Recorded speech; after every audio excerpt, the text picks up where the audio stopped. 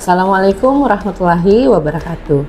Perkenalkan, saya Nur Hikmah Buhair SKM MKes, salah satu dosen dari Program Studi Kesehatan Masyarakat, Fakultas Kesehatan Masyarakat, Universitas Tadulako.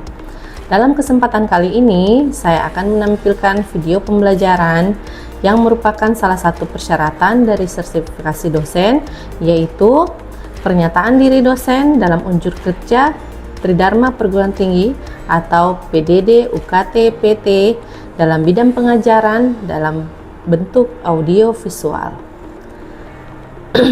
Spesifikasi keilmuan saya dari bidang epidemiologi, dan saya membawakan beberapa mata kuliah ilmu terkait ilmu epidemiologi. Saya membawakan mata kuliah epidemiologi dasar, yang dimana mata kuliah epidemiologi dasar ini adalah mata kuliah wajib nasional yang disepakati oleh Asosiasi Institusi Perguruan Tinggi Kesehatan Masyarakat Indonesia. Mata kuliah ini terdiri dari 3 SKS teori yang diprogramkan pada semester genap atau semester 2. Bagi mahasiswa yang mau melanjutkan pada semester berikutnya, wajib untuk meluluskan mata kuliah epidemiologi dasar. Deskripsi mata kuliah ini bertujuan untuk memberikan pemahaman mahasiswa terkait konsep dasar ilmu epidemiologi yang mengkaji tentang ruang lingkup epidemiologi, konsep kejadian penyakit berdasarkan interaksi, host, agent, dan lingkungan, riwayat alamiah penyakit, pencegahan penyakit, konsep screening, konsep kejadian masalah kesehatan bersumber dari agen lingkungan, ukuran-ukuran epidemiologi, dan desain epidemiologi. Setelah mengikuti mata kuliah ini, mahasiswa diharapkan 1. Mampu menjelaskan sejarah, batasan, dan konsep epidemiologi dalam bidang kesehatan masyarakat. 2. Mahasiswa diharapkan mampu untuk memahami dan menjelaskan konsep kejadian masalah kesehatan berkaitan dengan interaksi host, agent, dan lingkungan. Yang ketiga, mahasiswa mampu menguraikan riwayat alamiah penyakit dan menganalisis tahapan upaya pencegahan penyakit. Yang keempat, mahasiswa mampu menguraikan dan menganalisis ukuran status kesehatan masyarakat dalam bidang epidemiologi. Dan yang kelima, mahasiswa mampu membedakan jenis metode penelitian epidemiologi dalam contoh kasus di lapangan, serta menganalisis dan menerapkan desain studi epidemiologi deskriptif, analitik, dan eksperimental untuk menganalisis masalah kesehatan yang terjadi di masyarakat. Pokok bahasan dari mata kuliah epidemiologi dasar ini terdiri dari beberapa pokok bahasan, yaitu konsep dasar epidemiologi, konsep dasar penyebab penyakit, agen lingkungan, dan jenis-jenis metode penelitian. Adapun referensi yang saya gunakan dalam mata kuliah ini yaitu buku epidemiologi oleh Nur Nasri Nur, buku epidemiologi penyakit menular dan epidemiologi penyakit tidak menular oleh Irianto, buku pengantar epidemiologi dari Noto Atmojo Sikitjo, dan buku surveillance kesehatan masyarakat dari Ridwan Amiruddin. Mahasiswa juga diberikan kebebasan untuk mencari referensi lain yang relevan dengan mata kuliah ini. Rangkaian pembelajaran pada mata kuliah ini yaitu tatap muka di kelas. Bahan ajaran disampaikan menggunakan PowerPoint, dan untuk meningkatkan partisipasi aktif mahasiswa dalam proses pembelajaran, saya memberikan beberapa pertanyaan kepada mahasiswa terkait materi yang sedang dijelaskan. Selain itu, mahasiswa juga dapat mengembangkan kerangka berpikir kritis dengan menyampaikan opini dan pertanyaan pada akhir sesi pembelajaran di kelas. Metode pembelajaran pada mata kuliah epidemiologi dasar ini menggunakan metode DAI, yaitu Delivery, Interaction, and Assessment. Delivery berupa ceramah dengan memberikan materi pembelajaran pada mahasiswa. Interaction adalah metode yang digunakan saat berdiskusi antara dosen dan mahasiswa untuk mengukur seberapa paham mahasiswa terhadap materi yang sedang berlangsung. Dan Assessment adalah dengan pemberian tugas berupa kuis dan tugas kelompok. Penilaian hasil akhir pembelajaran berdasarkan 4 unsur penilaian, yaitu tes formatif dengan bobot 10%, tugas dengan bobot 40%, ujian tengah semester dengan bobot 20%, ujian akhir semester dengan bobot 20%, dan partisipasi aktif mahasiswa di kelas dengan bobot 10%. Berikut video pembelajaran yang saya lakukan di kelas. Baik, Assalamualaikum warahmatullahi wabarakatuh dan selamat pagi. Waalaikumsalam warahmatullahi wabarakatuh. Jadi pada hari ini kita akan melanjutkan pokok bahasan kita pada mata kuliah epidemiologi dasar ya. Jadi kita lihat bersama dulu RPS-nya untuk minggu pertemuan ketiga. Nah, di pertemuan ketiga pokok bahasan kita itu adalah konsep segitiga epidemiologi dan interaksi segitiga epidemiologi. Yang dimana mata kuliah ini diharapkan mahasiswa mampu menjelaskan bagaimana konsep segitiga epidemiologi dan interaksinya. Ya, sebentar kita akan melihat indikator penilaiannya dari bagaimana kalian tepat dalam menjelaskan bagaimana konsep segitiga epidemiologi dan interaksi segitiga epidemiologi. Kita langsung saja ya.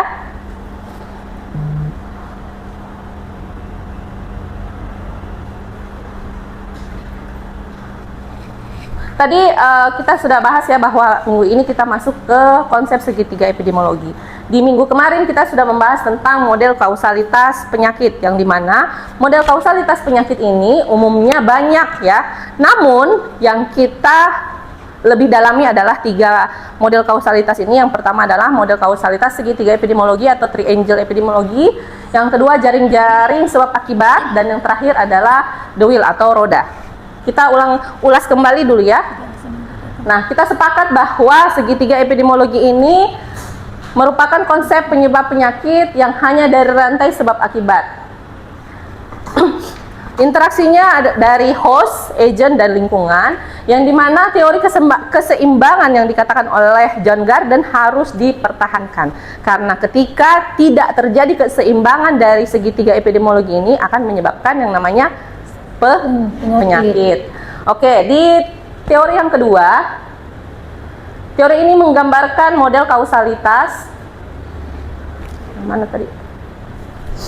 Nah, di mana manusia sebagai intinya dan lingkungan mengelilingi rodanya ya. Di mana konsep terjadinya suatu penyakit hanya disebabkan dari lingkungan. Lingkungan terdiri dari 3, lingkungan sosial, lingkungan biologi, dan lingkungan fisik. Dan yang terakhir adalah jaring segitiga epidemiologi, di mana jaring ini kita biasanya mengidentifikasi penyakit tidak menular. Jadi ketika kita mau mengidentifikasi suatu penyakit tidak menular, kita tidak menjustifikasi hanya disebabkan oleh satu faktor, namun ada beberapa faktor risiko yang bisa saja berpotensi menyebabkan terjadinya suatu penyakit tidak menular. Nah, kita masuk ke segitiga epidemiologi dan interaksinya. Sebelum kita masuk ke segitiga epidemiologi, apa sih yang dimaksud dengan host, agent, dan lingkungan? Ada yang tahu apa itu host, apa itu agent, dan apa itu lingkungan? Relin, apa itu host, Relin?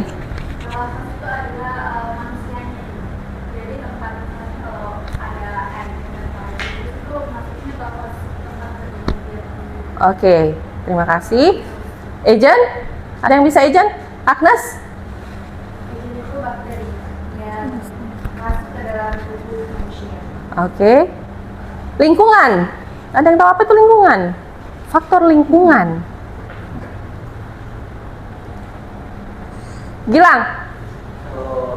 Lingkungan itu adalah tempat namanya bakteri untuk hidup. Oke, terima kasih ya. Jadi semua jawabannya tepat ya. Nah, kita masuk dulu. Jadi di segitiga epidemiologi ini kita membahas tentang host, agent, dan lingkungan. Nah, di mana host sendiri adalah makhluk hidup atau manusia yang menjadi tempat terjadinya proses perkembangan penyakit. Untuk mengidentifikasi host, kita bisa melihat dari riwayat genetiknya, usianya, jenis kelaminnya, sukunya, keadaan fisiologis tubuhnya, keadaan imunologis, dan tingkah laku. Kenapa? Karena rentannya atau tidak rentannya seorang host, kita bisa mengidentifikasi dari semua karakteristik ini. Contohnya, untuk penyakit diare, kelompok rentannya siapa?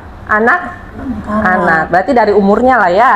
Kemudian, untuk penyakit hipertensi misalnya, kita biasa mengidentifikasi dari riwayat genetik orang tua.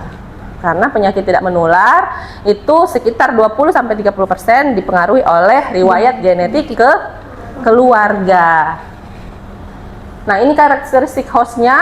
Jadi host itu bisa dia resistensi. Yang pertama, memiliki kemampuan untuk bertahan pada suatu infeksi.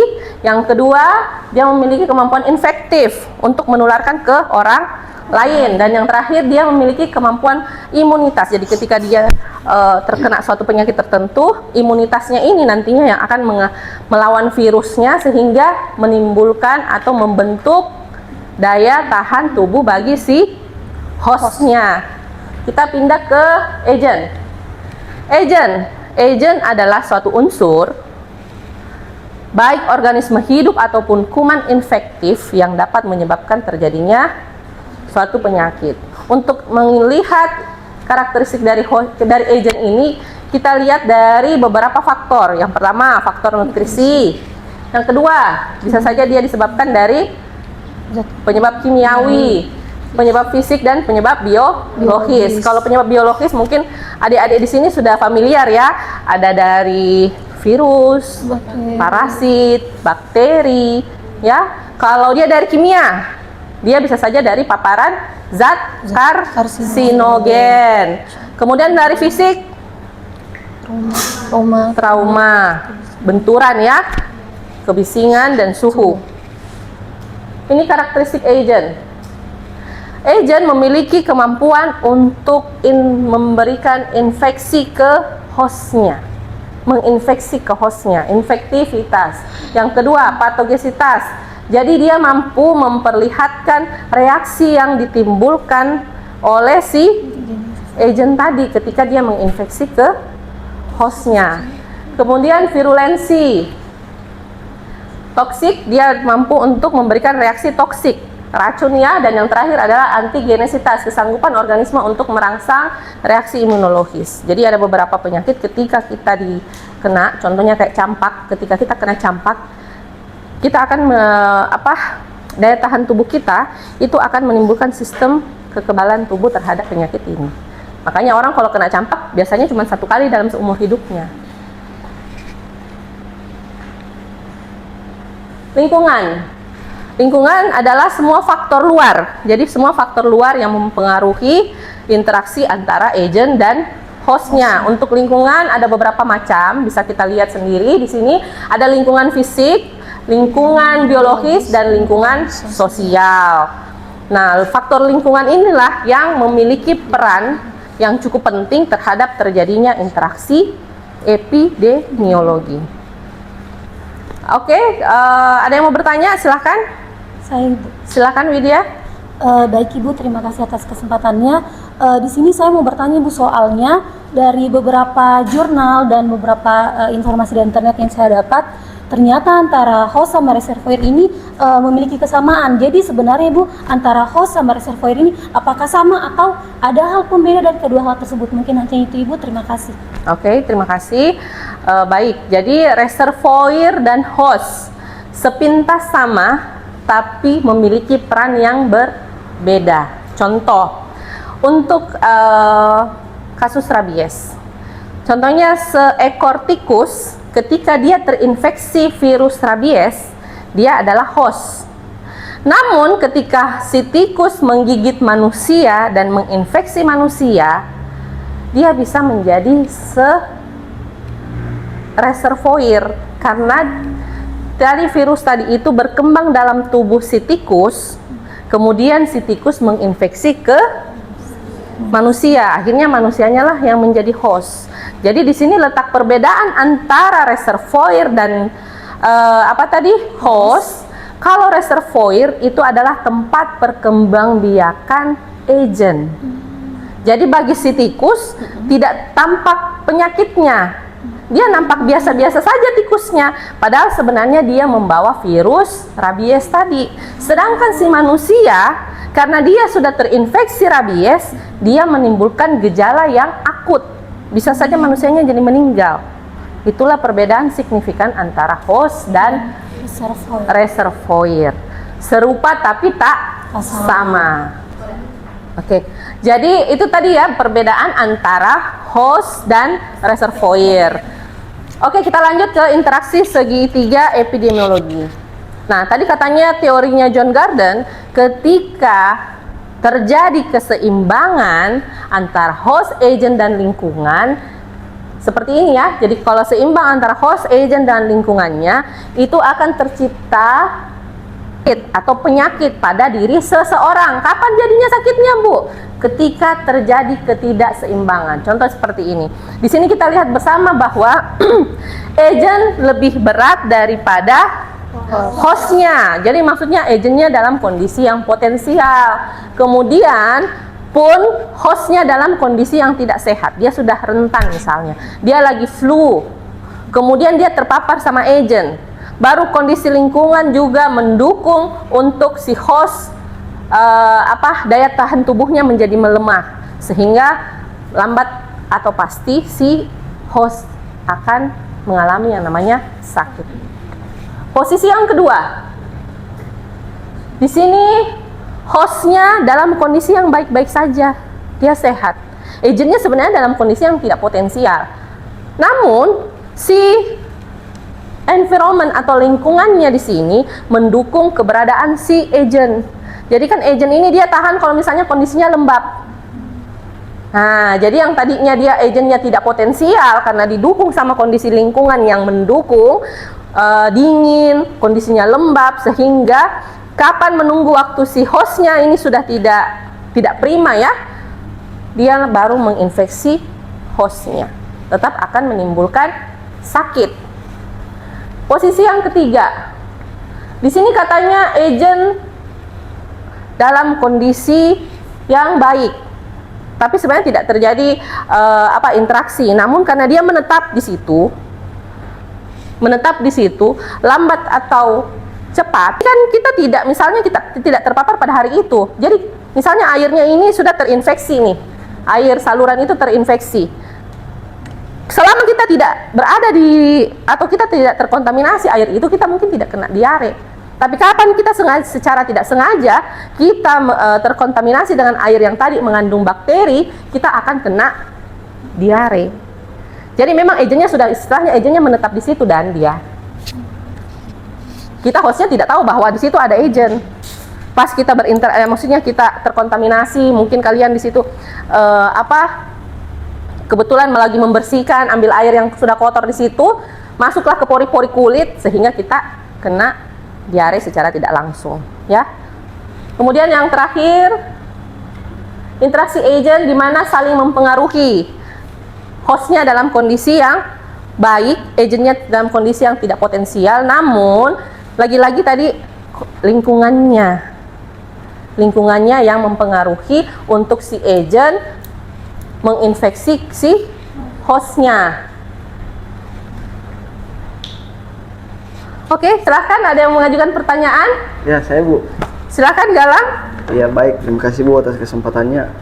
Saya ingin bertanya kepada Ibu, berhubung kemarin kita mengalami pandemi, mengapa ya di masa pandemi itu wabah cepat meningkat? Wabah cepat meningkat. Iya, kira-kira seperti itu Ibu. Baik, terima kasih Galang ya untuk pertanyaannya. Jadi pertanyaannya Galang, tadi katanya kenapa pada saat pandemi itu wabah COVID cepat sekali merebak kemana-mana. Padahal kalau dipikir asal muasalnya COVID-19 ini kan dari Cina, kok cepat sekali menyebar kemana-mana. Jadi seperti kita ketahui pada saat wabah COVID-19 itu disebabkan oleh yang namanya virus coronavirus ya. Nah, di mana virus ini dia cepat menyebar karena melalui media darah. Seketika ketika satu orang terinfeksi akan mudah menginfeksi ke orang lain. Apalagi misalnya kita tidak tahu nih, contoh Widya, kita nggak tahu dia dari mana nih kemarin. Terus dia datang ke kelas, dia nggak pakai masker. Kita cuma pikir dia kecapean, kemudian dia bersin. Nah, seperti kita ketahui bahwa ketika seorang itu bersin, dropletnya itu bisa sampai 3 meter jangkauan dropletnya. Jadi yang tadinya Galang di ujung kelas, Widya di ujung sini, karena Widya bersin, Widya tidak menutup hidungnya menggunakan masker atau lengannya, itu bisa saja menginfeksi ke orang lain tanpa kita sadari, karena ukuran dari coronavirusnya itu sangat kecil. Jadi kenapa dia cepat sekali menyebar, Bu? Padahal dia di Cina sana. Iya kan kemarin waktu awal-awal coronavirus tidak ada pembatasan bepergian ya, tidak ada PSBB. Nanti ada wabah, nanti ada kasus di Indonesia baru mulai PSBB, itu pun belum ketat. Nanti sudah ke sana kemari itu kasusnya baru ada namanya PSBB. Sudah terlambat ya.